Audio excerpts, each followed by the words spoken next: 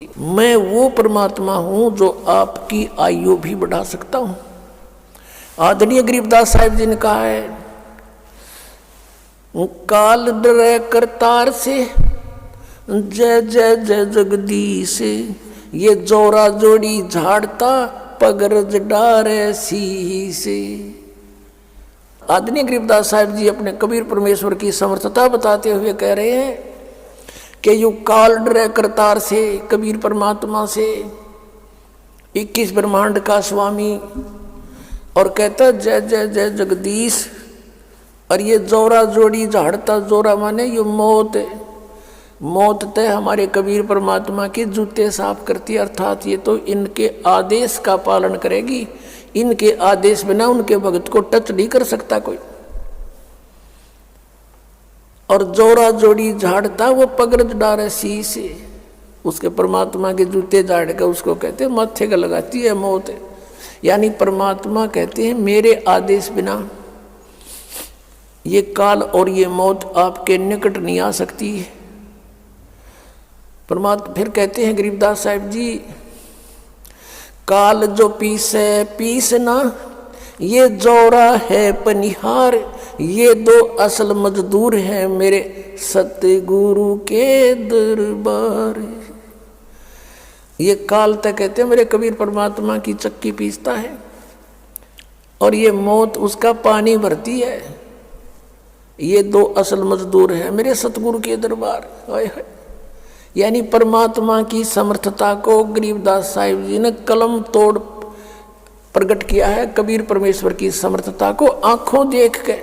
तो यदि इस ज्ञान को सुनकर किसी के ये भी समस्या उत्पन्न होती है कि भी वहाँ हमने 20 वर्ष साधना कर ली, हमने वहाँ 30 वर्ष साधना कर ली, उस साधना का क्या बनेगा? तुम तो आगरा पहुँच गए, आना था बरुआड़, पहुँच गए उस भूत दो रहे, अब वापस आना पड़ेगा अपने, और यहाँ से मोक्ष होगा।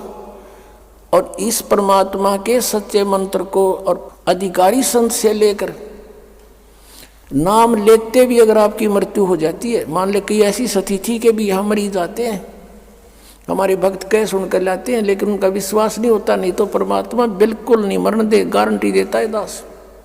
लेकिन जितना विश्वास चाहिए, जिस आधार से परमात्मा हमें कुछ राहत दे, वो बहुत दिनों में बनता है, क्योंकि हम दूध के जले हुए हैं। हम उन नकली संतों के पास लुट पिट चुके हैं, और सतान असली पर आने पर विश्वास नहीं होता।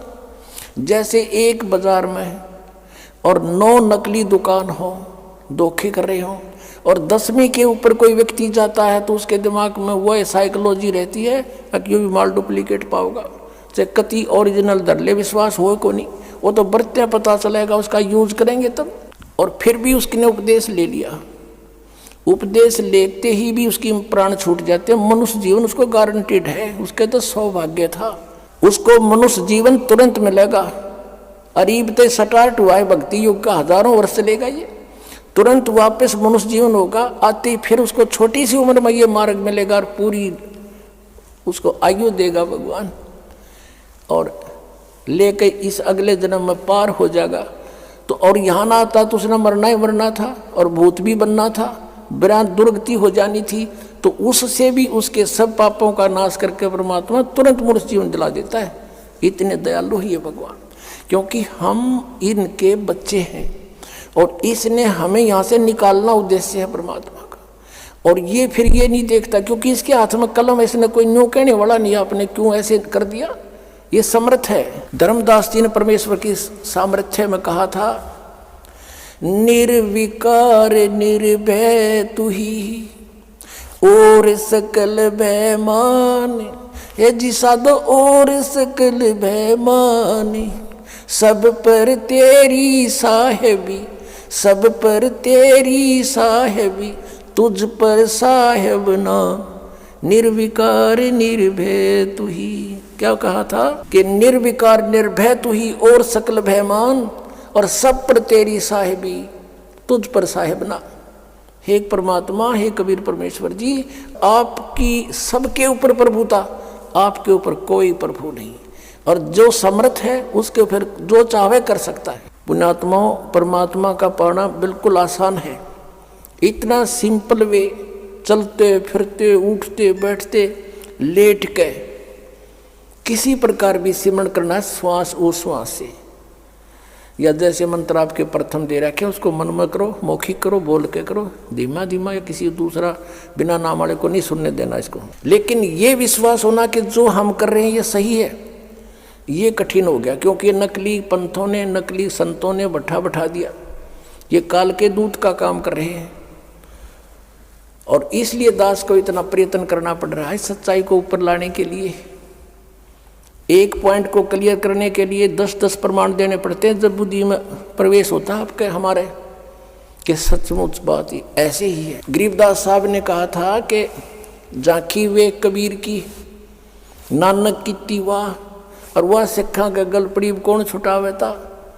अब उन्होंने किस दृष्टिकोण से कहा था वाहेगुरु जाप करो और दूसरा मत करना कुछ भी, इसलिए कि परमात्मा का आदेश था अभी नहीं बताना।